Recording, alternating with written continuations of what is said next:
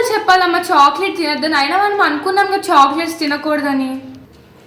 అయ్యో, ఇది వెయిట్ పెంచే చాక్లెట్ కాదు, వెయిట్ రెడ్యూస్ చేసే చాక్లెట్.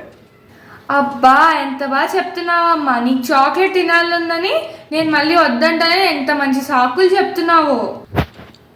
సరే నమ్మకు, నేను దీని గురించి ఎక్స్ప్లెయిన్ చేస్తాను. సో దీనిలో 2 రకాలు ఉన్నాయి.